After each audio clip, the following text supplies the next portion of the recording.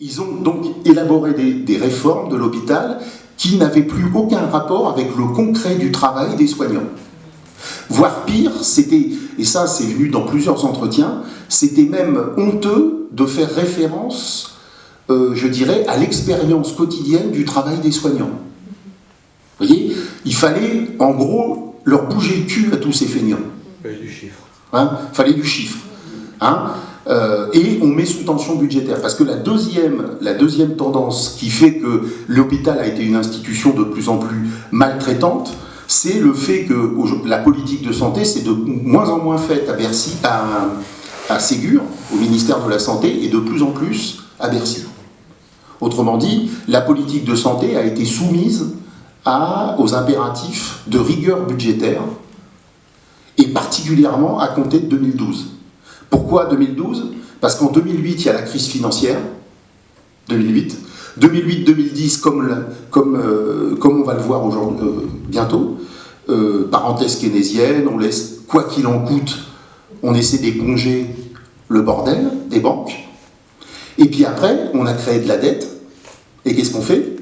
Eh ben, on serre les boulons partout. Et il faut le dire, le quinquennat de Hollande, avec Macron, secrétaire général adjoint de l'Élysée, fut la décennie terrible de l'hôpital. Enfin, 2012-2019, jusqu'au Covid, c'est l'horreur. C'est-à-dire, vous avez un taux d'évolution des dépenses hospitalières qui n'évolue même pas pour couvrir les charges des hôpitaux. Donc, qu'est-ce qu'ont fait les directions ? Vous avez une verticalité, une verticale du pouvoir, comme dirait Poutine, Bercy, Élysée, Bercy. Retenez bien Bercy, je vais venir parce que Macron est inspecteur général des finances. Donc Bercy, ministère des Affaires de la Santé, ARS, directeur.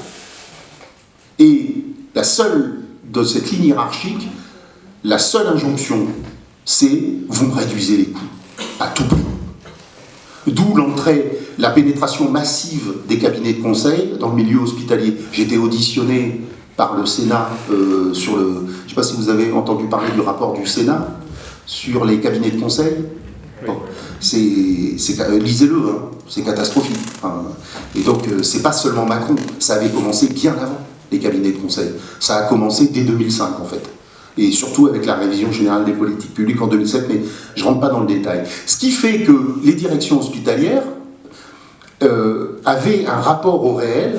C'est pour ça que je cherche toujours à démontrer pourquoi l'hôpital a été une institution maltraitante. Vous voyez ? Bon. Eh bien, c'est parce que de plus en plus, les directeurs ne voulaient plus connaître, je dirais, la réalité du travail des soignants, des conditions de travail des soignants. En fait, ils se satisfaisaient de tableaux de bord, d'indicateurs uniquement financiers. Donc les décisions se prenaient uniquement en fonction de considérations financières. C'est-à-dire, c'est comme si... tu voulais parler ? Vas-y. Tu parles que les directeurs ne voulaient plus du tout entendre parler des réalités... Pardon ? Du travail soignant. Du travail soignant. Et j'ai envie de rajouter non plus des réalités des patients. Oui, bien sûr.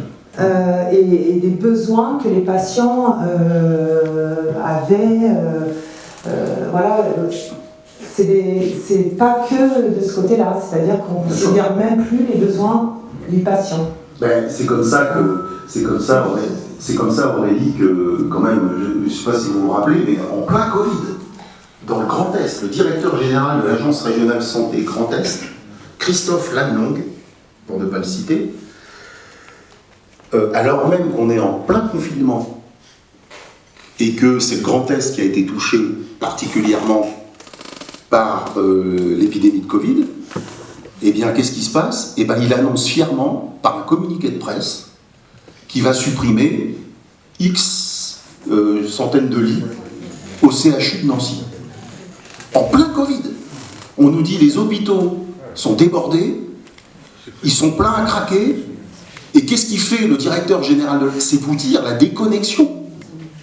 pour se faire bien voir du ministère, il dit bah, je vais fermer, je ne sais plus, 300 lits. Allez, au CHU de Nancy.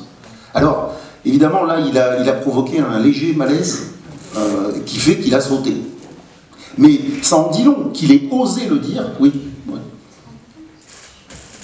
En fait, si cette notion-là, elle m'importe, c'est pour aussi parler des réalités des soignants, selon moi, qui a été d'abord, avant de penser à ses conditions de travail, ça c'est souvent le positionnement des soignants, ils pensaient au patient, ce qui pouvait pas les conditions d'accueil, ce qui ne pouvait pas lui apporter comme soin, comme écoute.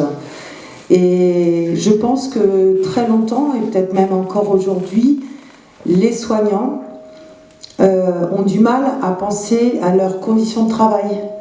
Ils pensent avant tout à ce qu'ils ne peuvent pas donner, ce qu'ils ne peuvent plus donner. Et moi qui suis syndicaliste, très souvent, pour mobiliser les travailleurs du soin sur des luttes, sur des revendications, c'est compliqué parce que, oui, mais tu comprends, si on fait grève, on s'absente et les patients, on les punit de nos services et ils ne sont pas responsables de ce qui se passe, donc on ne peut pas le faire. Donc c'est un peu le serpent qui se mord la queue et c'est pour ça que je tenais à rajouter ce regard-là aussi. Voilà. Parce que ça explique aussi pas mal de choses sur la culpabilité de se défendre soi, quoi, de prendre du temps pour... voilà, et de permettre aux soignants de penser que...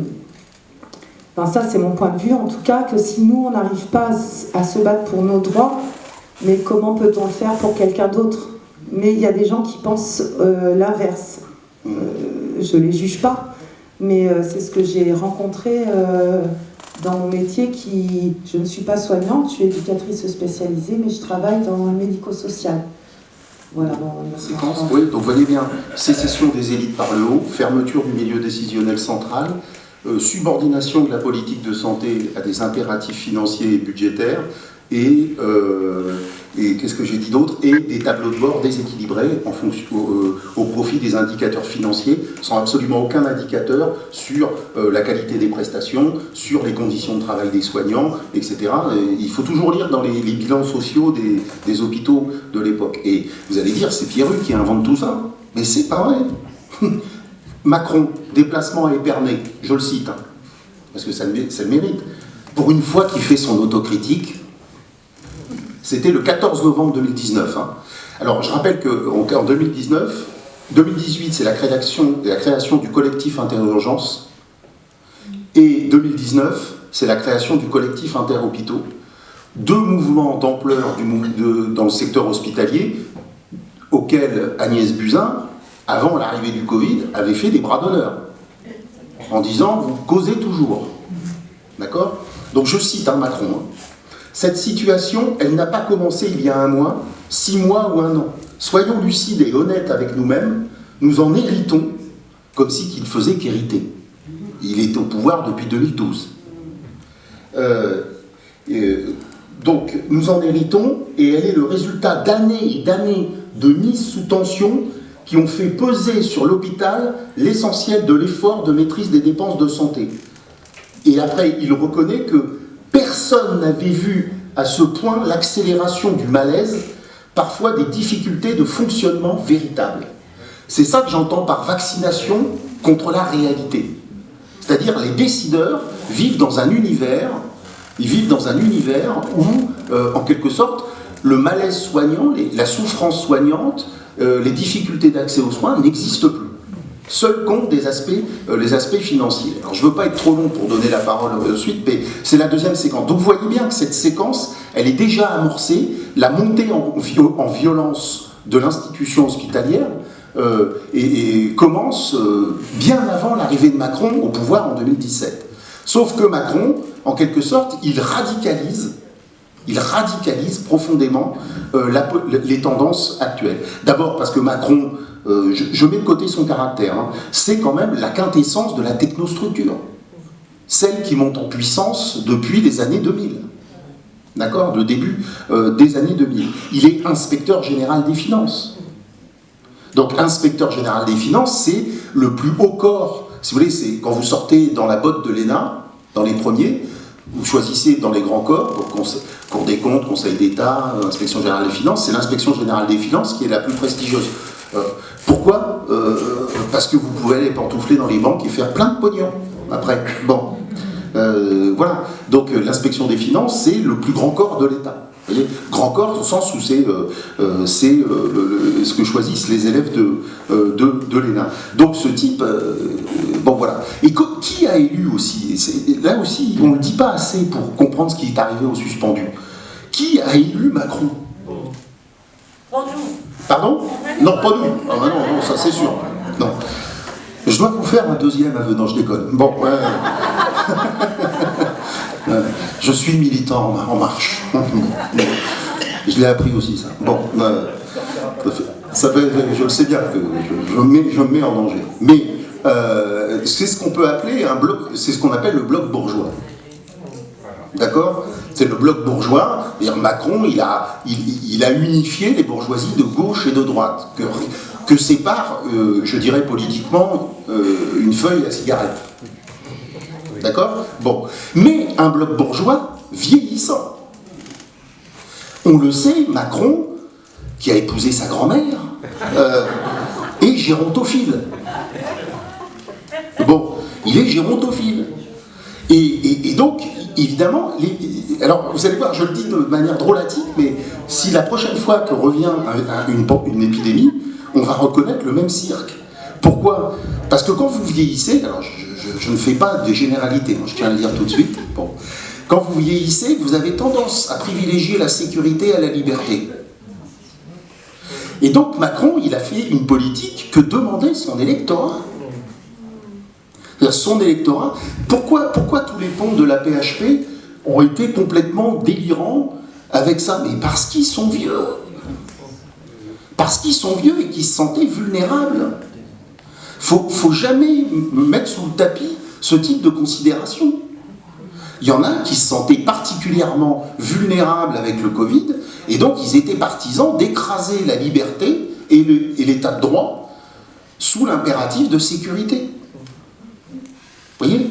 Donc, dans une société vieillissante, on est, loi générale, on est particulièrement disposé à abandonner les libertés au profit de la sécurité, quoi qu'il en coûte. Quoi qu'il en coûte. D'accord? Donc, il y a ça. Donc, radicalisation du bloc bourgeois, technostructure, et plus généralement, donc on l'avait vu, la montée en violence. Alors, c'est peut-être là qu'intervient le caractère de Macron. C'est un homme violent. C'est un homme violent, on l'a vu au moment des Gilets jaunes.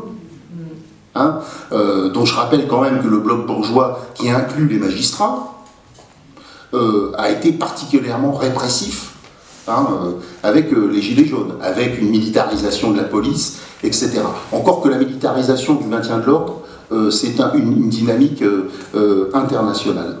Et il me semble que, en tout cas, vous voyez, cette forme de radicalisation de tendance de long terme par un personnage, Macron, qui en quelque sorte personnifie à l'état caricatural ces tendances-là, explique le déchaînement de violence, en plus cette fameuse logique du bouc émissaire, qui tombe à chaque épidémie. À chaque épidémie, souvenez-vous, au moment de l'épidémie de sida, ceux qui ont l'âge de s'en souvenir, Le Pen voulait ouvrir des sidatoriums. Vous voyez? Donc, ça tombait sur les homosexuels, etc. Donc, et c'est aussi vieux que l'humanité. C'est-à-dire que dès qu'il faut une explication religieuse, si vous voulez, ça active des dispositions religieuses et on désigne des boucs émissaires. Et il me semble que, et j'en finirai là-dessus, c'est que Macron a vu dans le Covid, non pas une contrainte, une malédiction, mais il a vu une opportunité de faire ce que Naomi Klein appelait la stratégie du choc. C'est une stratégie du choc. Voilà. Il s'est servi de cette contrainte pour, en quelque sorte, accélérer, d'ailleurs il l'a dit en sortie de Covid, il a dit on va accélérer les réformes. Donc qu'est-ce qu'il fait? Il fait la réforme des retraites juste après. Vous dites quand même, il faut le faire. une société éprouvée par 2 ans et demi de Covid. Qu'est-ce qu'ils trouvent à faire? Alors, je rappelle qu'en décembre 2019, jusqu'avant le confinement, il y avait des mobilisations monstres sur la réforme des retraites. Qu'est-ce qui fait, en sortie de Covid, à peine réélu, la réforme des retraites? Donc, le truc, et donc on voit bien qu'il y a une volonté du bloc bourgeois et de ce représentant vieillissant, donc, et de son représentant Macron d'en découdre avec tout ou partie de la population. Il veut en découdre, cet homme-là, et je suis assez d'accord, et je finirai sur ce mot, avec finalement, de quoi les suspendus sont-ils le nom, ou sont-elles le nom? Et Emmanuel Todd, intellectuel que j'apprécie particulièrement pour son caractère avisé, et je trouve toujours intéressant parce que décalé, il dit finalement on est rentré avec le Covid dans une pédagogie de la soumission. Qu'est-ce que c'est le sort des suspendus? Qu'est-ce que c'est que cette énigme de la loi du 5 août 2021, en tant qu'elle est complètement contraire aux normes juridiques en vigueur? Elle est un moment de pédagogie de la soumission. Voilà. Comme l'est aujourd'hui l'extinction des droits du Parlement au moment de la réforme des retraites. Voilà, merci beaucoup.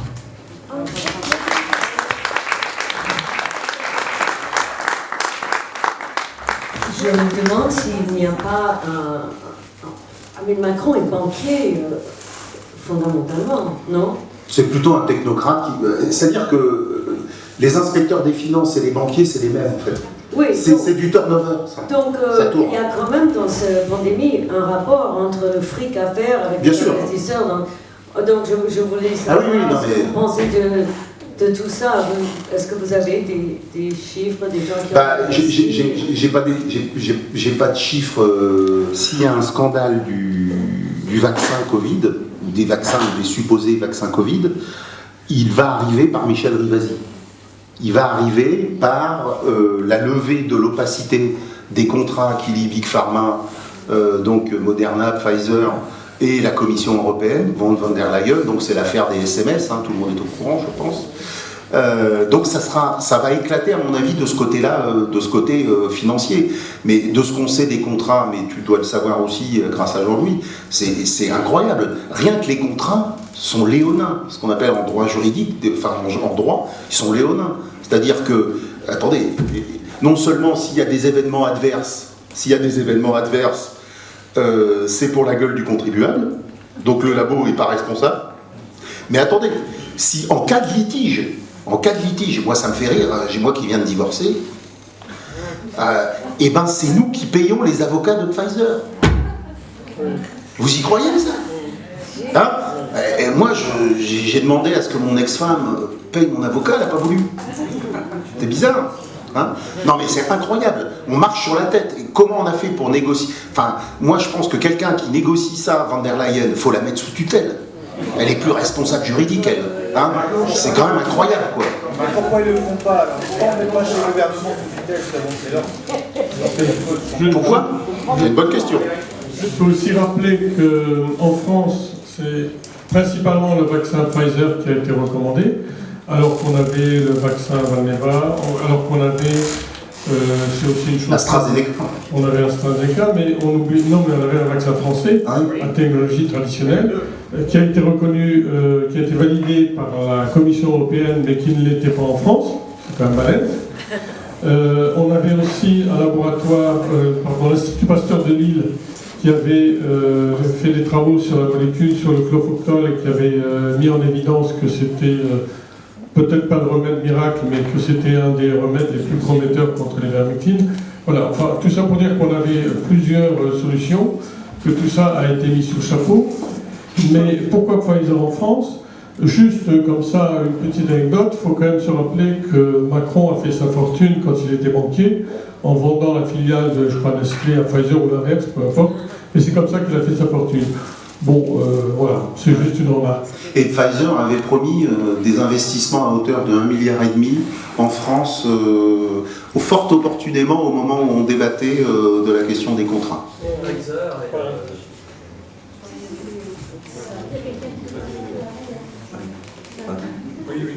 Non? On m'entend?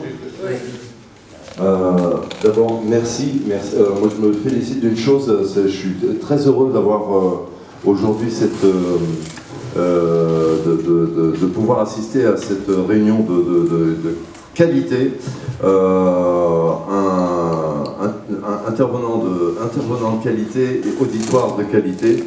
Tout le monde écoute avec beaucoup d'attention. Et je vais en profiter pour poser, j'aime bien poser des questions profanes. Et ce que je voulais proposer, c'est un résumé socio-politique de l'actualité récente, suite à mon écoute.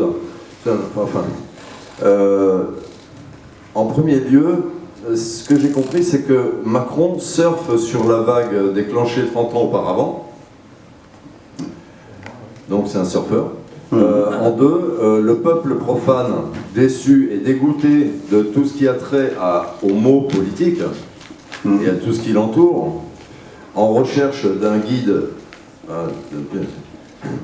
depuis qu'on est passé à la laïcité, on est perdu.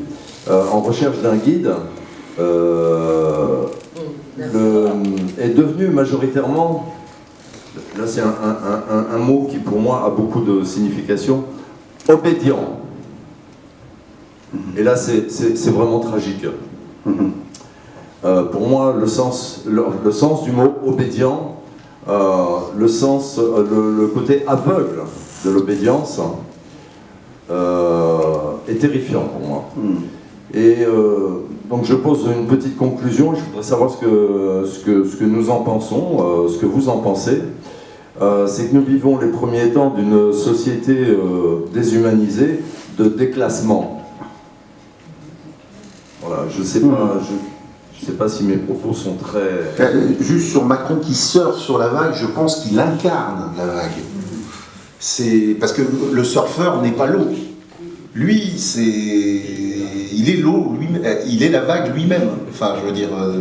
Donc, c'est en ce sens-là que, parce qu'il faut le désingulariser, Macron. C'est-à-dire qu'il est très représentatif de la doctrine du ministère des Finances. Voilà, il est quand même inspecteur général des finances et croyez-moi, la culture de l'inspection générale des finances, c'est on taille dans la dépense publique, on n'en a rien à faire d'écouter les doléances des gens qui sont sur le terrain, etc. Donc c'est quelqu'un et c'est des gens très méprisants. C'est des gens très méprisants, c'est-à-dire, et comme ils occupent le sommet de l'État, ils voient tout le monde en surplomb. Vous voyez, ils nous voient tout petits. Vous voyez ? Et à Bercy, bon, je sais, j'ai par exemple fait des entretiens avec le sous-directeur aux comptes sociaux, c'est-à-dire le mec qui gère à Bercy la Sécu, autrement dire, l'étage d'au-dessus c'est le soleil. Hein. Bon. C'est le président de la République, quoi. Bon. Le type, il avait, je vous le donne comme ça, il avait 30 ans, tout mouillé, 32 ans. Le gars, il était pétri de certitude, quoi. C'est-à-dire, il y a un côté, et pour lui, les gens qui travaillent dans les services publics, les soignants, les éduques, les travailleurs sociaux, tout ce que vous voulez, il ne sait pas ce qu'ils font et il s'en fout. Je veux dire, voilà. Donc vraiment, c'est des gens qui regardent le monde de très très haut. Et en plus, il y a un effet de recrutement sociologique, c'est-à-dire souvent, c'est des grands bourgeois ou des bourgeois. Et je suis désolé de dire ce gros mot marxiste, mais c'est quand même un rapport très bourgeois, voire très grand bourgeois au monde, quoi. C'est-à-dire pour eux, on est des gueux. Vous voyez, ça vaut aussi pour les chercheurs au CNRS. Hein. Je suis tout à fait d'accord avec ce que vous dites, j'irai même plus loin. C'est-à-dire, on n'est pas des gueux pour eux, on est des animaux. On est des Adam. Adam, le mot Adam veut dire animaux, troupeaux. On est des Adam. D'accord ? Je vous entends parler depuis tout à l'heure et j'entends plein de gens parler et je me rends compte qu'en fait, on ne parle pas du tout de la partie occulte. De la partie occulte qui est la plus importante pour comprendre tout ce qui se passe.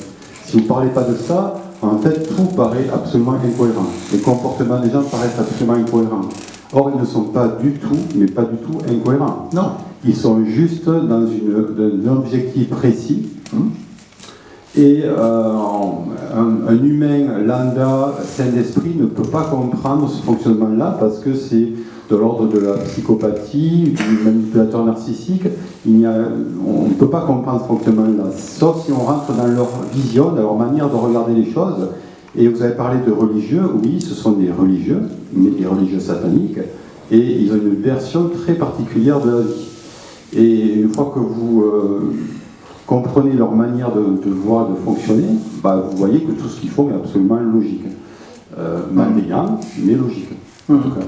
Et je vous invite d'abord, d'ailleurs, à voir un très très bon documentaire, en 25 épisodes, qui décrit très très bien tout l'historique de leur lien, de leur manière de percevoir de tout ça, que vous trouvez sur Cloud Bunker, c'est un site, et vous tapez la fin de la Kabbale. La fin de la Kabbale. La Kabbale, c'est ce qu'on appelle aussi le gouvernement profond. Et vous avez tout un... ça parle de tous les aspects de la Kabbale. Vous avez Bill Gates, vous avez tous ces gens-là qui gouvernent l'OMC, et vous allez voir, vous avez tous les liens avec tous les présidents, tous les trucs. Vous voyez tout, c'est très très bien documenté, avec beaucoup de preuves à l'appui, et vous rentrez dans quelque chose qui est quand même très sombre et très, très noir. Voilà, il faut soyez accrochés parce que vous allez voir des choses avec des images filmées assez sombres, d'accord ? Mais si vous ne comprenez pas ça, vous ne pouvez pas comprendre ce qui se passe. C'est pas possible, parce que c'est absolument incohérent. Voilà. Par contre, je voudrais finir en disant que ce qui se passe quand même actuellement, pour moi, est très positif. Malgré la partie négative dont on vient de parler, pour moi, on n'est pas dans une crise politique, ni sociale, ni quoi que ce soit. On est dans une crise évolutive. C'est-à-dire, on est censé devenir beaucoup plus conscient, c'est-à-dire beaucoup plus conscient de qui nous sommes et ce qui se passe réellement dans le monde, de qui nous gouverne, et ainsi de suite.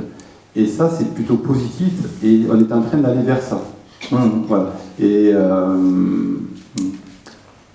voilà, je m'arrête là parce que je peux parler longtemps. Mais en tout cas, sur l'esprit religieux, c'est très clair. Bon, leur objectif, il est très clair. Leur logique, leur credo, c'est réduire la dépense publique. Hein. Donc, c'est pas que réduire la dépense publique, c'est réduire la population. La dépense publique effective, ils raisonnent comme ça. Ils se définissent eux-mêmes, l'IGF, ils se définissent comme des moines soldats. C'est comme ça qu'ils s'appellent. Oui. Donc, c'est dire qu'ils sont pénétrés d'esprit religieux, c'est clair. Lisez La guerre contre le peuple de Séverac, lisez ces livres-là, lisez d'autres livres, et vous allez voir que c'est pas que la dette publique, ça va beaucoup plus loin que ça.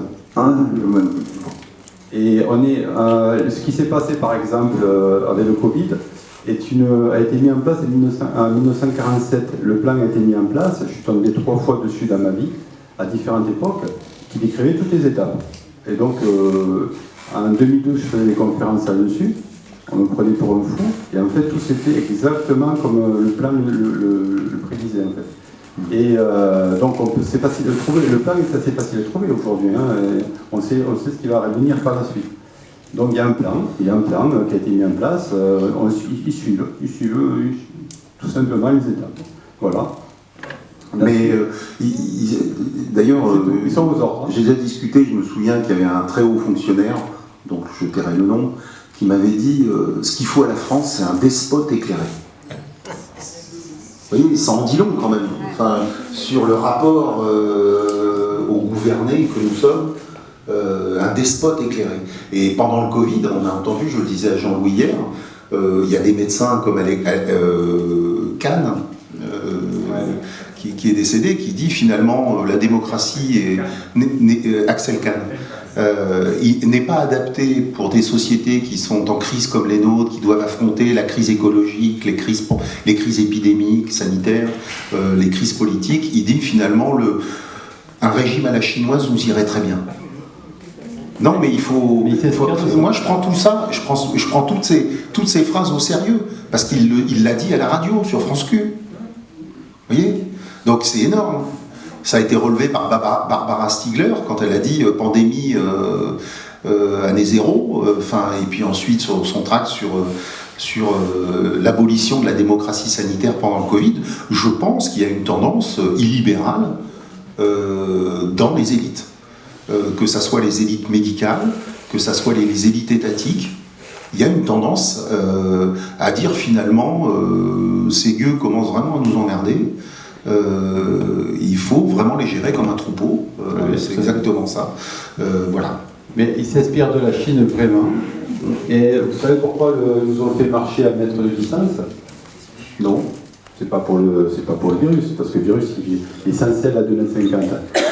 Parce qu'en Chine, en fait, ils marchent à mètre tous de distance pour pouvoir la reconnaissance faciale. Ils nous habituent à ça, c'est tout.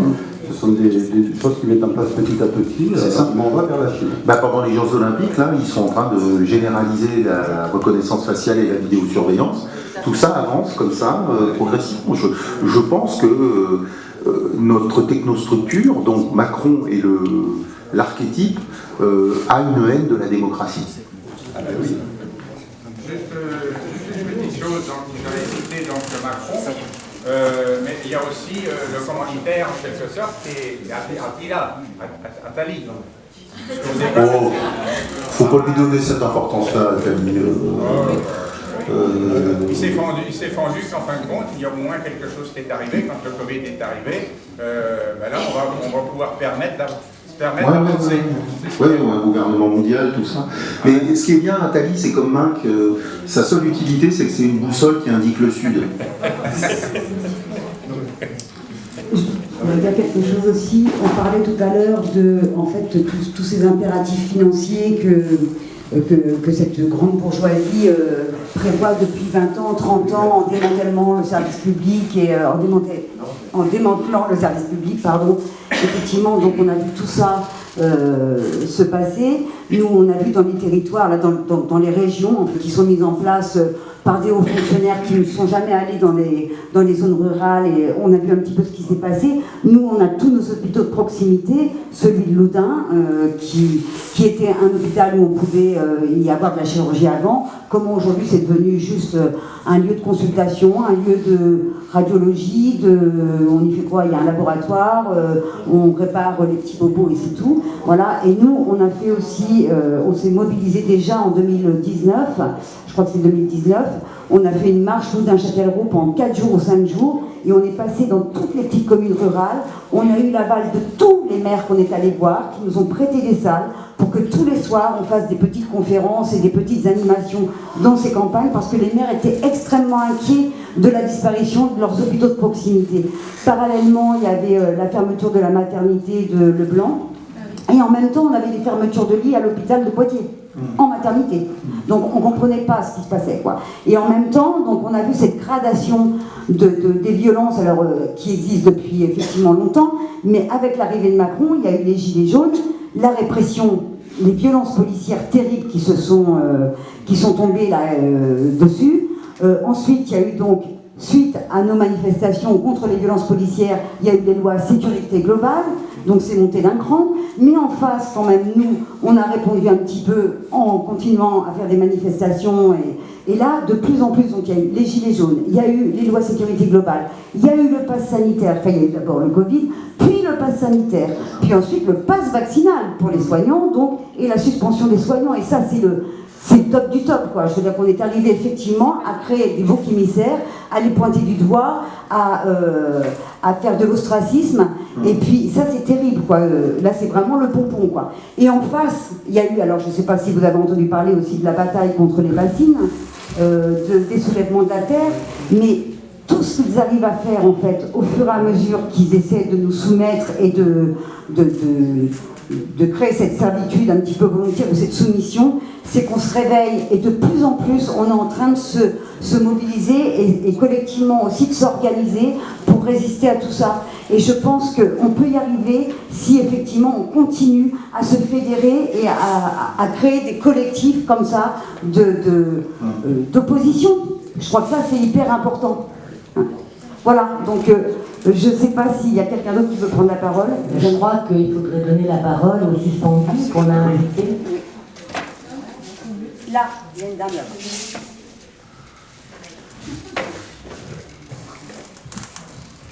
Oui, bonjour. Sabine, sage-femme, en libéral, donc suspendue également en fait au 15 septembre. Je pense que plus on tente de déshumaniser, plus on humanise. Donc quelque part, ce sont des étapes qui sont nécessaires pour justement s'éveiller et grandir davantage et encore être plus humain qu'avant. Pour ma part, ces événements-là, ils ont été très utiles, même si ça a été dans des moments parfois extrêmement difficiles. Donc, quand vous parliez tout à l'heure des personnes âgées, moi, quand j'ai entendu l'allocution de Macron avec la première phrase « Nous sommes en guerre », ce qui est venu tout de suite, c'est du management par la peur. C'est ça. En disant ça, on fait peur à une grande partie de la population et on va réussir à la soumettre. Et c'est ce que j'ai dit à Jean-Louis quand il m'a fait témoigner, pour moi c'est une guerre très subtile à laquelle on peut résister de multiples manières. Et je vois le fait que en se fédérant les uns les autres, on peut déprogrammer au fur et à mesure un système qui ne fonctionne plus pour en faire un nouveau. Donc à partir de là, on peut réussir de grandes choses, mais il faut d'abord déprogrammer l'existant, et ça prend du temps. C'est vrai. C'est très important ce que vous dites, hein. Management par la peur, moi je dirais gouvernement par la peur. C'est-à-dire, voilà. Non mais c'est très important parce qu'il y a eu H1N1 en 2009, et ils avaient essayé de faire peur, et ça n'avait pas marché, les vaccinodromes étaient vides. Vous voyez? Mais ça a beaucoup mieux marché en 2020. C'était une répétition. C'était une répétition générale. Ouais. J'ai une voix qui porte bien. J'aurais voulu parler d'un livre qui s'appelle « Le coup d'État permanent » de François Mitterrand. Il parlait du coup d'État permanent de la Ve République. Et effectivement, Macron se sert, quand on voit ce qu'il fait par rapport à la réforme des retraites, tous les articles de la Constitution, etc., les uns après les autres, hein, article 40, 47, etc., 49.3 et tout. Tous ces articles-là, il les met en place. On parle de gouvernement de la peur, mais en face, il ne faut pas oublier quand même qu'en face, on en est à combien, 15 manifestations avec celle de mardi, dont j'espère qu'ici, beaucoup de camarades seront présents pour dire, bah non, la réforme des retraites, c'est tout. La réforme des retraites Macron, c'est toujours non. C'est toujours non. 95% de la population, et 95% des salariés sont contre, et 80% de la population est contre. Donc, mais voilà. Quand tu dis gouvernement par la peur, on te dit l'intérêt de la peur comme sentiment, comme affect, c'est qu'il sérialise la population.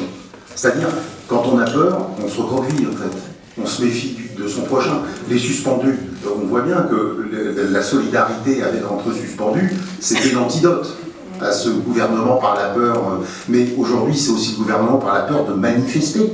Ah oui, tout à fait. Je veux dire, quand on voit tous les Robocop, armés, militarisés, j'ai appris récemment dans un reportage sur Arte que après l'épisode des Gilets jaunes, Macron a commandé des blindés pour la gendarmerie avec des tourelles de mitrailleuses lourdes.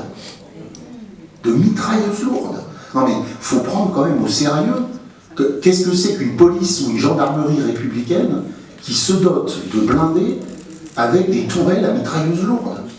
Enfin, je pense qu'il faut prendre... Moi, je trouve ça effrayant. Donc la peur aussi, c'est la peur de manifester, c'est que chacun reste chez soi. Chacun reste dans son coin. Voilà. J'ai peur de l'autre, voilà. Et je trouve ça effrayant. Je voulais terminer mon intervention sur le fait que, bon, ce que disait la camarade de la CGT là, à la fin, sur les revendications par rapport aux suspendus, bon, s'il y a réintégration, puisque le texte a été voté, le problème c'est que la réintégration elle se fait avec perte de 18 mois, voire 20 mois de salaire, et perte des années de cotisation de retraite. Donc il y a une bagarre syndicale et je dirais politique au niveau du Parlement pour que ces personnels retrouvent leur droit. Mais sur la loi, tu as parfaitement raison, mais c'est une victoire en demi-teinte, hein, le texte. Hein. Parce que, parce que ce que veut le gouvernement, en fait, c'est simplement suspendre la loi. C'est-à-dire qu'ils ont mis un effet cliqué, C'est ça, ça marche par cliquet en fait. Hein, c'est comme la grenouille dans la casserole. Quoi. Et donc ils mettent des cliquets, et donc ils peuvent réactiver la loi quand ils veulent en fait. Voilà. Et donc c'est encore une loi sécuritaire qui s'additionne aux autres en fait. Et c'est ça que je trouve effrayant moi. Donc, parce que normalement un gouvernement, je dirais démocratique, abroge la loi, point barre. Il ne devrait pas y avoir de débat là-dessus, quoi. Mais ils ne veulent pas l'abroger.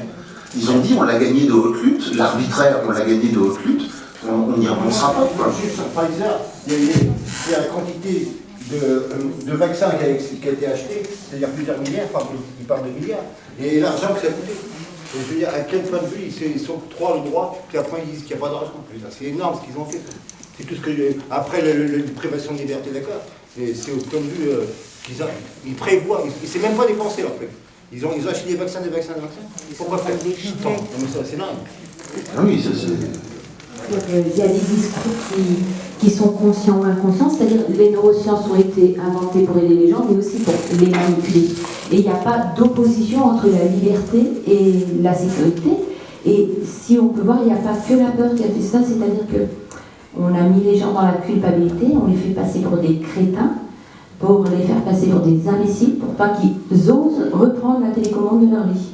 Et ça a été tout un processus, si vous avez vu, si vous connaissez un peu la pyramide de Maslow, bah, ils ont essayé de tenir les gens tout en bas, dans leurs besoins primaires, plutôt que de s'éveiller. Parce qu'après le premier déconfinement, les cultes religieux, qu'on soit religieux, non, hein, c'est pas le principe, et les rassemblements étaient interdits. Donc si les gens ils commencent à reprendre leur plein pouvoir, parce qu'un manipulateur, un persécuteur, il n'existe que s'il a quelqu'un à manipuler ou à persécuter. Il n'existe pas par lui-même. Et effectivement, ce que vous avez dit qui nous prennent pour des moutons, si vous voulez être plus informés, attention, il faut vous accrocher votre cœur. Vous pouvez aller voir les témoignages de Ronald Bernard, l'américain, qui est arrivé à peu près tout en haut de la pyramide, qui expliquait comment ils peuvent en arriver jusque-là. Et comme de par hasard, il est mort bizarrement en 2019. La raison est un peu bizarre. Et après, il y a eu le grand jury avec Fulmich qui explique vraiment comment le gouvernement, c'est presque rien. Comment ils ont mis en place toutes les choses tout en haut. Voilà, c'est juste ce que j'ai aperçu.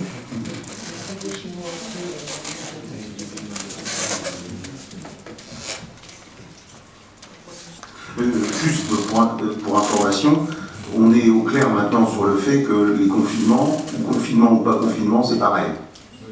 Ça n'a eu aucun effet. Donc, on s'est dit, on est revenu quand même à une gestion pandémie de l'épidémie du Moyen-Âge, enfin, c'est une méthode du Moyen-Âge, alors que le principe de précaution dans une société démocratique aurait été dit, puisqu'on n'a pas la certitude que le confinement sert à quelque chose, on s'abstient de le faire.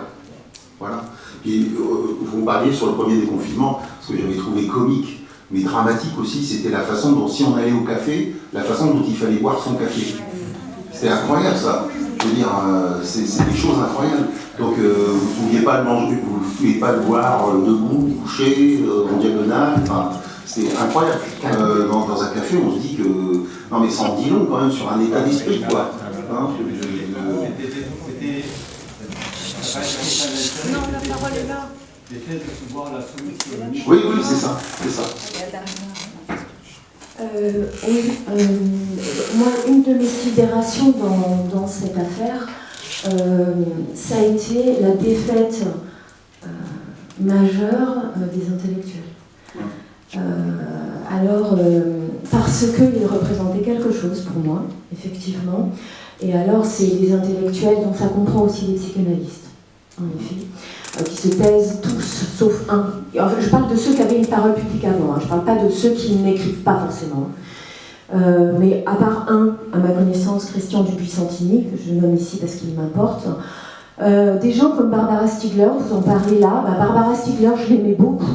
Depuis son tract sur la Vax, j'ai rien entendu d'elle. Tous ces intellectuels plutôt de gauche, je pense aussi à Catherine Malabou, qui était en train de bosser sur une somme sur l'anarchisme et la philosophie. tout un réseau que je pouvais avoir, moi, comme ça, des gens qui ne publient pas forcément, mais qui m'ont initié depuis 10 ans à la culture anarchiste et marxiste, et bien tout cela embringué dans l'histoire complètement, avec tous les outils intellectuels de lecture, de livres, etc., sous la main, et pas pour de faux, pas un vernis, vraiment des gens qui pensent, qui publient, qui écrivent, et qui se taisent depuis la campagne de vaccination. Barbara Stiegler, elle a écrit ce tract, depuis je ne l'ai pas entendu. J'ai entendu Catherine Malabou au moment des manifs anti-pass que j'ai quasi toutes faites. Catherine Malabou, je ne sais pas, en septembre, octobre par exemple, elle a été invitée sur France Q, comme vous dites, et je dis comme ça aussi, que j'écoute plus depuis cette époque-là. Catherine Malabou se pinçait le nez au sujet des manifs anti-pass. Elle était en train de bosser, enfin, il faut quand même un peu aimer la dimension anarchiste. Elle était en train de bosser sur une somme qui est sortie 3 mois plus tard sur philosophie et anarchisme.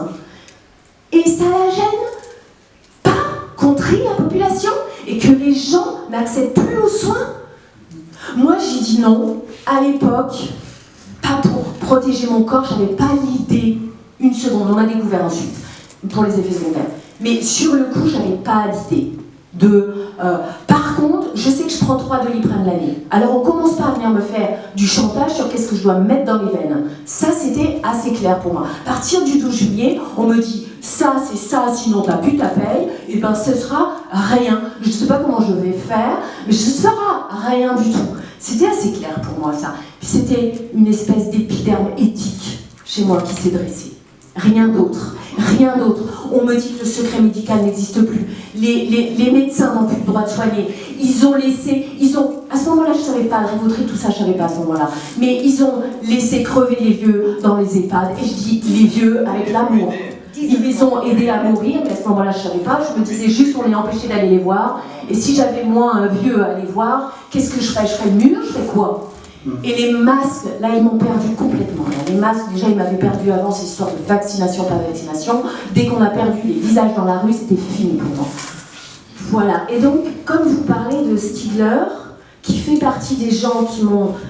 J'ose pas dire déçu parce que j'attends la suite, je me dis je les piste, on va voir, peut-être ils vont dire quelque chose dans un an, mais peut-être quand ce sera trop tard, peut-être qu'ils risquent moins. Qu'est-ce qu'ils risquent à parler? J'ai pas compris. J'ai été à la rencontre de Mehdi Belhaj-Kassem, le seul philosophe à ma connaissance, à part Agamben, qui s'est positionné, qui a publié sur ce qui se passe actuellement. Je ne connaissais pas avant moi tout ça. Je suis allée à sa rencontre, il connaît très bien Catherine Malabou. Il me dit, mais je ne comprends pas ce qui leur arrive à tous ces gens. Je ne comprends pas. À mon avis, lui, il dit, je pense qu'ils ont peur. Mais pas peur comme la peur du Covid, hein, pas la peur de mourir, la peur de quitter la scène intellectuelle, peut-être, je ne sais pas. Oui. Mais moi, j'y comprends rien, hein, je dois dire. Hein. Et même dans le milieu universitaire que je fréquentais, parce que j'étais en thèse avant tout ça, et que la thèse est foutue par terre, parce que je n'ai pas pu assumer financièrement mes allers-retours avec Angers, et bien, dans cet univers-là, les profs d'université, qui sont loin d'être des cons, enfin, je les ai jamais trouvés, je veux dire, je les aimais beaucoup, j'aimais beaucoup mon directeur de thèse, et le mec de mon comité de suivi, et bien ces gens-là,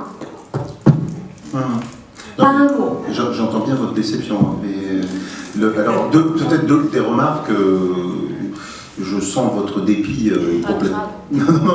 Non, et vous avez raison, mais alors bon, déjà je me sens pas concerné parce que moi j'ai fait des tribunes, hein. J'ai fait des tribunes, vous tapez Pierru, Marianne par exemple, il y en a plein, au moment où on a dissous la commission, très précocement j'ai plaidé pour la réintégration des soignants, c'est comme ça d'ailleurs que je suis venu, et alors que j'avais même pas démarré mon étude, etc. Donc j'ai pris des... Après il y a deux choses, il y a deux types de violences qui s'exercent sur les intellectuels et qui font qu'ils se taisent. D'abord, c'est la perte de son magistère médiatique. C'est-à-dire que, vous voyez, moi, ce qui m'est arrivé avec Libération, j'ai fait juste une interview pour donner les quelques résultats provisoires de mon enquête. Je me fais injurier et diffamer dans un papier suivant. Voilà. Donc, je suis sûr que je suis grillé dans les médias. Vous voyez, parce que maintenant, je suis supposé être un anti-vax. Vous voyez, bon. Voilà, ce qui n'a aucun sens, mais bon, c'est pas grave. Et puis, la deuxième sens, c'est que vous vous rendez pas compte que le milieu intellectuel est devenu d'une violence terrible. Je Je veux dire, pour revenir sur Stigler, que je connais un peu quand même, il faut voir, tous les intellectuels macronistes sont montés au créneau de France et de Navarre. Elle a été traînée dans la boue par Guillaume Erner, par Benamouzi, Machin, Bourdillon, Juzo, etc., dans des articles d'AOC. Il y a eu des polémiques, etc. Et il faut savoir que Laurent Mucchielli, il a payé très cher. Laurent Mucchielli, il a eu des collègues du CNRS qui ont fait des tribunes réclamant qu'il soit viré du CNRS. Donc, faut voir. Donc, c'est des prises de position qui sont... vous risquez la mort professionnelle très vite. Très très vite. Comme nous. Oui, comme vous. Non, mais je suis d'accord avec vous. Vous avez parfaitement raison, mais c'est une violence pour en avoir été l'objet à d'autres sujets, sur d'autres sujets. Je peux vous dire que moi, j'en ai fait une dépression de 2 mois et demi. Hein. Donc, faut pas sous-estimer la violence interne au milieu intellectuel, quoi. Et les intellectuels proches de Macron, les médecins proches de Macron, etc., ils sont dans la violence et dans la caricature. Vous n'avez pas idée. Donc, perte de son audience potentielle médiatique, donc le fait de plus pouvoir s'adresser au plus grand nombre. Ben, les journalistes, ils régulent hein, quand même. Vous voyez, ah bah ouais, mais Pierru, il a parlé quand même des suspendus. Globalement, il a l'air de les comprendre. C'est quand même une honte, quoi. Bon. Et puis, deuxièmement, les intellectuels. Mais moi, je les emmerde, les intellectuels. Hein, donc déjà, voilà. Il doit y avoir une histoire aussi je pense, à double appartenance, hein, parce que les intellectuels, c'est quand même le black bourgeois. Hein. Oui, non mais ça je suis parfaitement d'accord. En plus, il y a une forme de lâcheté liée à la petite bourgeoisie intellectuelle, ça je suis complètement d'accord avec vous. Voilà, je vous rejoins complètement. Si c'est pour écrire des trucs qui sont bons, mais de toute façon générale, les intellectuels, ils ne sont pas travaillés par le courage. Mais je sais pas, je croyais, peut-être que je descends de je sais pas où. Non. Mais je sais pas, peut-être je croyais, enfin j'avais pas réfléchi à la question, mais là ça m'est apparu. Bon. Oui, depuis Pasteur, on n'a pas eu grand monde. Non, mais les engagements d'intellectuels, le dernier grand intellectuel qui s'est engagé, c'est Bourdieu. Marie Curie. Hein, il l'a payé cher. Ah bah oui. Il l'a payé cher au moment de novembre 1995, quand il va à la gare de Lyon parler aux chinois, il l'a payé et il faut voir les articles dégueulasses qui ont été faits quand il est mort, en 2002. Hein. Donc voilà, donc c'est la vérité, c'est que le dernier grand intellectuel qui s'est engagé, je parle pas des guignols qu'on fait passer pour des intellectuels, il l'a payé très cher aussi, quoi. Et j'ai un dernier petit point, c'était pour prolonger par rapport à ce que vous disiez, monsieur. Alors moi je ne connais pas ce film dont vous avez parlé, mais j'ai noté les références. Il y a un film actuellement qui sort en traduction française, qui est le film de Vera Sharaf, qui s'appelle Plus jamais ça. Donc c'est une ancienne, c'est une femme née dans les années 30, une ancienne déportée, juive, israélienne, et c'est un film magistral. Enfin moi je suis... Alors là pour le coup, là je trouve que on est chez une intellectuelle agissante, je ne sais pas. Oui. Et donc il y a 5 épisodes, et c'est une journaliste qui s'appelle Senta Depuis, qui est en train de faire tout le travail de traduction. Pour ceux qui n'entendent pas, n'écoutent pas, ne parlent pas l'anglais. Et voilà, donc c'est en train là d'être, c'est via Santa Depuis. C'est sur son truc à elle, la lettre de Santa Depuis, je crois que ça s'appelle. Voilà, et ce film traite de la question nazie et des liens entre le nazisme et ce qui se passe dans nos vies aujourd'hui. Des questions qui ont été travaillées par d'autres, hein, beaucoup plus conformes, on va dire, genre Joanne Chapoutot, par exemple, qui parle du nazisme dans le management, etc. Bon, donc, c'est pas non plus complètement complot que de le dire. Et cette femme parle depuis sa place de déportée, quoi. Donc, on va pas lui dire qu'elle est antisémite, comme on a pu s'entendre dire quand on était dans nos manifs anti-pass.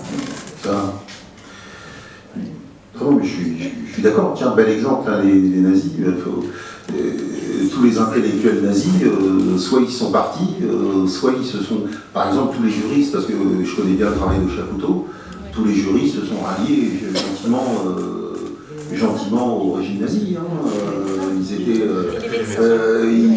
je veux dire, à part un Klemperer qui a tenu, le nombre d'intellectuels universitaires qui se sont ralliés au régime nazi, il ne faut pas compter sur les intellectuels pour changer le cours des événements, ça c'est sûr. Enfin, je suis désolé de dire, mais en tant qu'intellectuel. Mais il y en a eu quelques-uns. Mais il y en a toujours quelques-uns. Dieu merci. Voilà. Mais C'est comme des poissons volants, c'est pas la majorité du genre. J'aurais un tout petit espoir pour l'Assemblée. C'est que le Conseil des prud'hommes de Nancy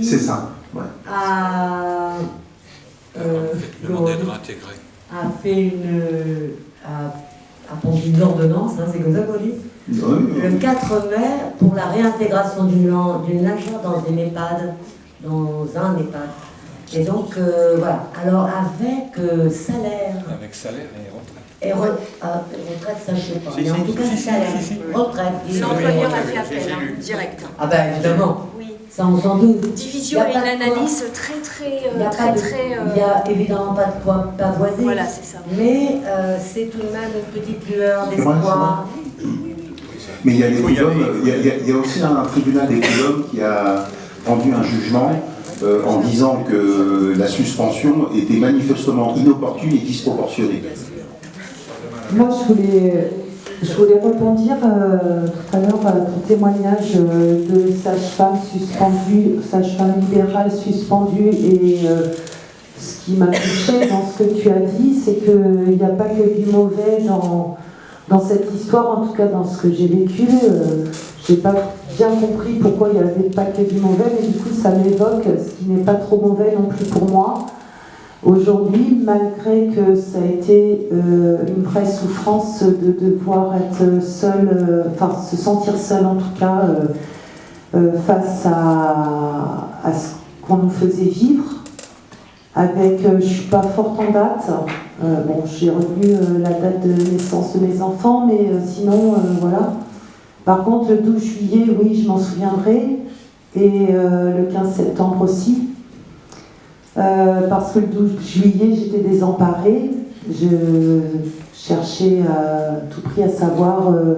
Je suis allée vers des réflexes que j'ai de militante, d'essayer de voir où est-ce que ça résonnait chez les militants, comment on pouvait se mettre en collectif, comment on pouvait.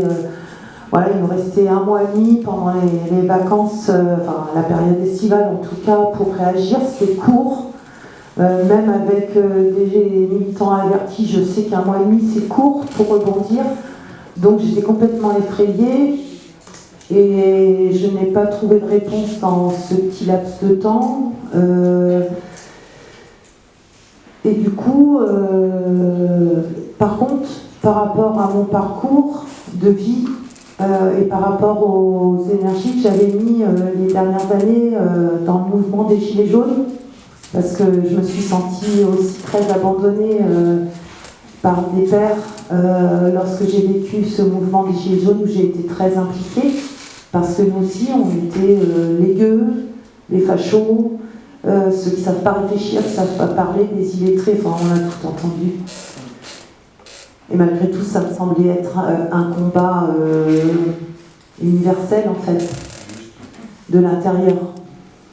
Et qui devait nous concerner tous. Mais bref, 3 ans avec la répression dont on a évoqué, que j'ai vu grandir, parce que je me dis depuis longtemps, et les forces de l'ordre, je les ai vues aussi évoluer dans leur stratégie de maintien de l'ordre. C'est pour reprendre des mots que tout le monde connaît, mais j'ai envie de dire dans leur stratégie de violence. Dans leurs équipements et évidemment dans notre argent qui part dans tout ça plutôt que dans l'éducation par exemple, ou la santé, ou le social, ou des choses qui pourraient être bonnes pour l'humain, quoi. Et je ne me sentais pas de mener cette bataille-là une fois de plus, encore une. Parce qu'en plus, autour de moi, il n'y avait pas de repères existants pour pouvoir m'appuyer pour mener cette bataille. J'avais peur d'aller dire à un juriste que je ne voulais pas me faire vacciner.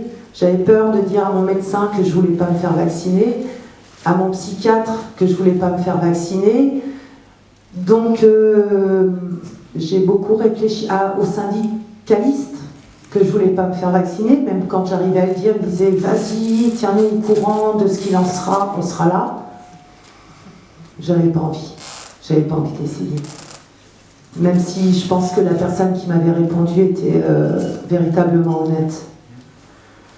Et du coup, j'ai opté par l'arrêt maladie professionnelle.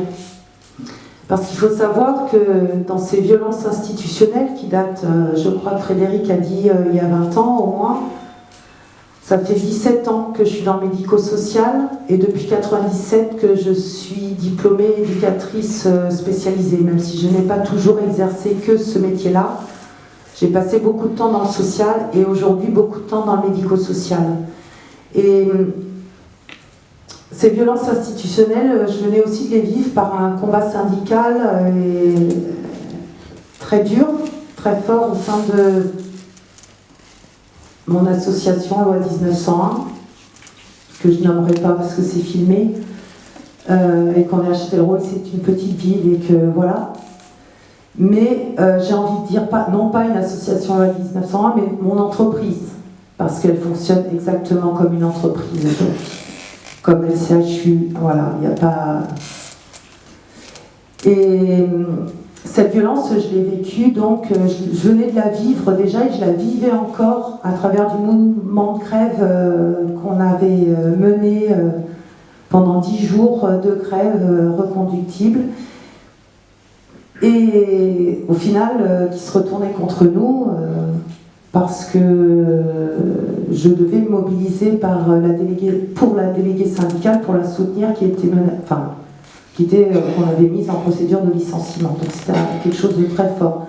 Et par rapport à la personne, et par rapport à sa casquette de déléguée syndicale, et mener une nouvelle bataille, c'était pas possible. Et je me suis sentie un peu lâche, un peu coupable d'avoir cette porte de sortie éventuelle, sortie temporaire a priori, d'opter par l'arrêt maladie professionnelle.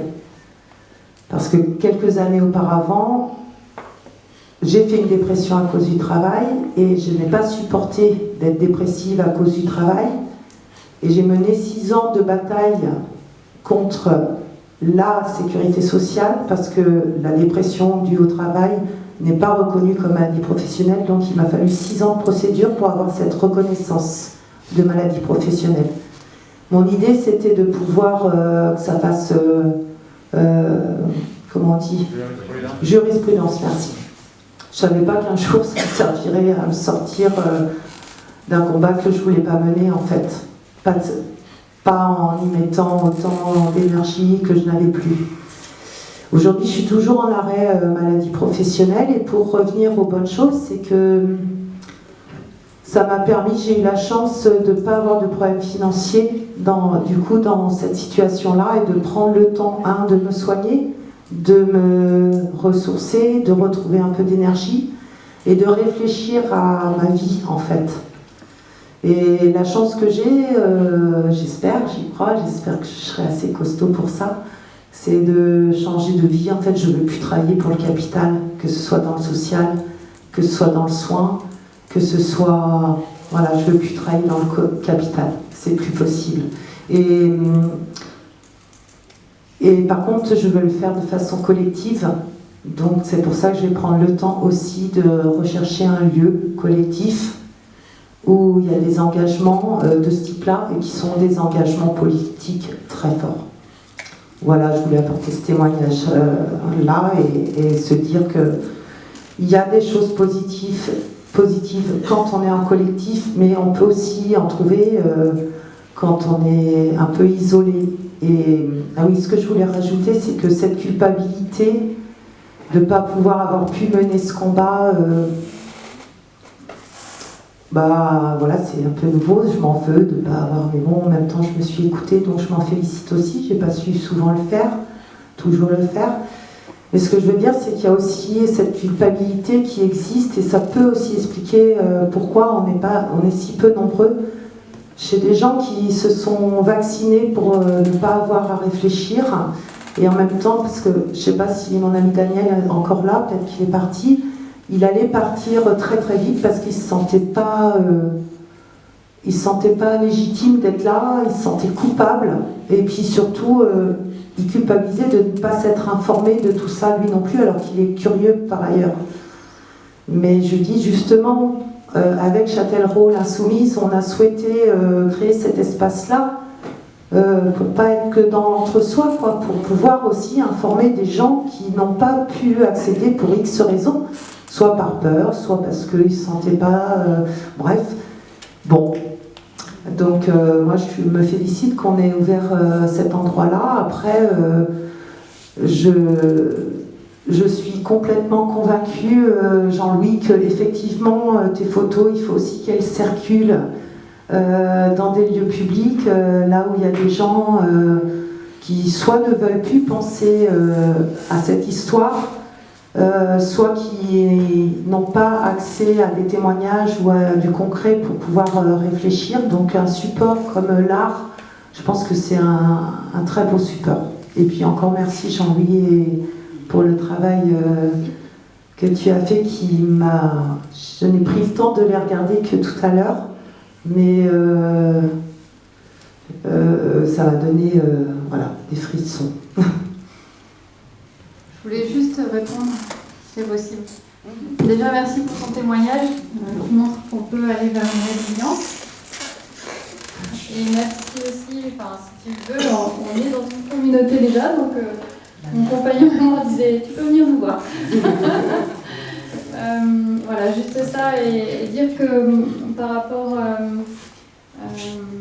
aux sources que je peux avoir, il y a Greg Braden qui parle beaucoup de deux mondes en fait qui sont en parallèle, deux mondes qui vont s'observer, ceux qui vont se déshumaniser, ceux qui vont être beaucoup plus humains, et on va voir à la fin qui gagnera, mais c'est pas forcément par le biais d'une bataille. C'est juste par le biais d'actions qui vont permettre justement de montrer qu'il y a peut-être mieux à côté. Et si je tiens à préciser que si je pense pouvoir le faire aussi aujourd'hui, c'est parce que mes enfants sont un peu grands maintenant, que je ne vais pas les mêler à mes choix directement, en tout cas. Il faut prendre en considération ça, c'est pas juste parce que je suis forte et que je sais pas quoi. C'est parce que j'ai aussi une réalité de vie qui aujourd'hui me permet de faire ces choix-là. Ça serait arrivé 10 ans en arrière, je suis persuadée que j'aurais réagi complètement différemment, que j'aurais mis d'autres priorités en place, voilà. Donc je ne cherche pas à être glorifiée par ça du tout. Par contre, sans parler de lutte, par contre c'est important pour moi que de façon sereine dans ce lieu-là, que je trouverai peut-être ou pas, ce soit avec la conscience politique que ça génère de faire ces choix-là, quoi. Et l'idée que tu viens d'évoquer d'être dans l'action, c'est trop important parce que de réfléchir, je n'en peux plus.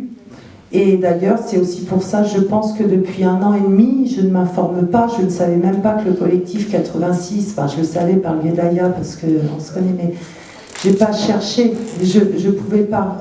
Il fallait d'abord que je fasse le point avec moi-même et ce monde que je ne veux plus, en fait. Moi, je fais partie d'un réseau. Je suis rentré il y a 2 ans, mais je trouve qu'il correspond vraiment à ce que... vers quoi on doit aller aujourd'hui. C'est un réseau qui est en train de semer des graines pour créer le nouveau monde, en fait. Et je ne crois plus du tout, alors que j'étais un grand militant, je ne crois plus à m'opposer à quoi que ce soit. En fait, par contre, je me positionne. Et je me positionne plutôt d'une manière très souveraine, très ferme. Mais je ne m'oppose plus à rien, parce que c'est un corps nourrir. S'opposer, c'est un corps nourrir. Mais par contre, je pense que c'est intéressant de proposer un réseau parallèle, en tout cas, en laissant ce monde s'écrouler, ce monde totalement corrompu s'écrouler, et créer quelque chose de sain en parallèle. Et il y a de plus en plus de gens qui viennent dans ces réseaux-là, en tout cas, il y en a plusieurs. Hein. Et voilà, il faut plutôt mettre dans cette énergie positive là-dedans, plutôt que continuer à râler et à s'opposer. Ça ne sert plus à rien. Ils ne veulent pas entendre, ils ne veulent pas entendre. On l'a vu avec le Covid. Voilà, c'était tellement gros, je me suis dit, mais comment ils font pour ne pas voir la supercherie? C'était énorme dès le départ.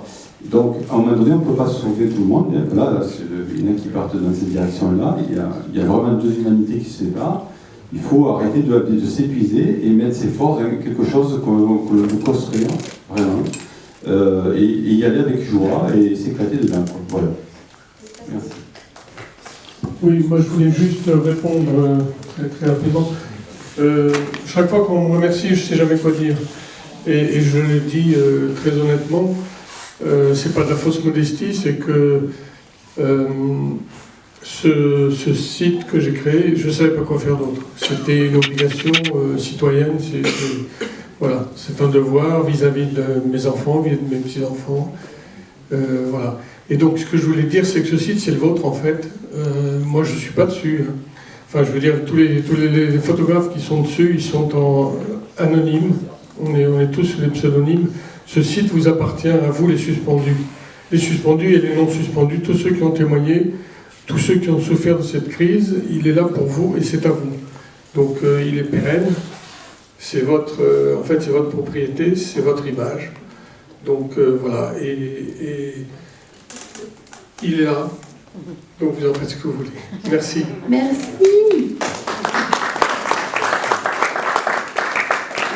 Si plus personne ne veut prendre la parole, on va peut-être fermer ce débat et cette journée. C'était super. Moi, pour moi, ça a été... à moins que toi, Frédéric... voilà. Ah, il y a encore quelqu'un qui veut dire quelque chose. T'as le micro ?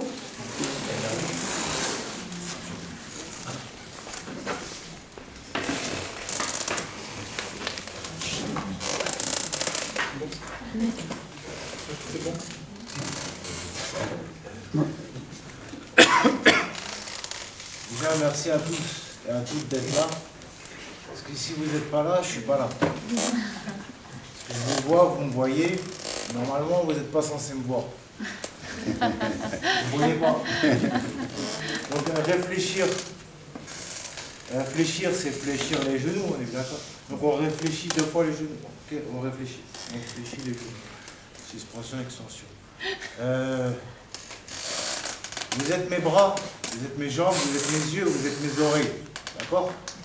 À plusieurs, on peut faire plein de choses. Déjà tout seul, vous n'imaginez même pas ce que j'arrive à faire tout seul. Donc à plusieurs, bon, il faudra plus de œufs pour faire les omelettes, je suis d'accord avec vous.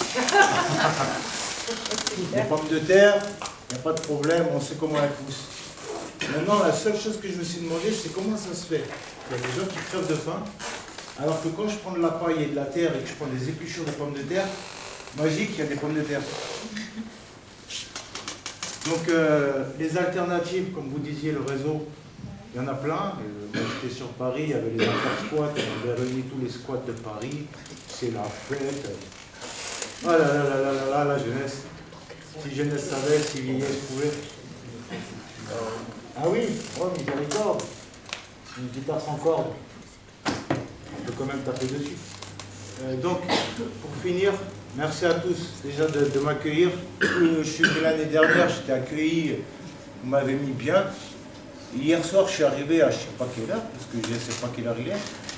Chili. Mais moi, je venais de manger des sushis. C'est pas pareil, c'est pas le même continent. Donc du coup, j'ai dit merci à la dame, elle était gentille et tout. Et je suis venu aujourd'hui parce qu'on m'avait dit qu'il y avait les conférences, j'ai écouté les gens parler, là vous m'écoutez parler, on s'écoute parler, on fait que parler. L'action.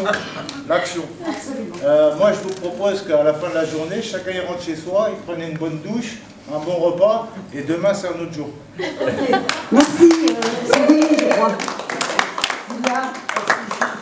Donc si plus personne ne veut prendre la parole, on va vous remercier, mais vous avez encore un peu de temps. Il y a l'expo photo, pour ceux qui ne l'ont pas encore vu, de Jean-Louis, hein, qui est toujours affiché là-bas. Il y a aussi les cartes postales de Daya, caisse des suspendus. Voilà. Et puis on voudrait vous remercier, parce que je crois qu'alors cet après-midi, les échanges ont été vraiment super, et très très fructueux. Ça a été vraiment super de parler avec tout le monde. Et puis, remercier Jean-Louis et Frédéric, parce que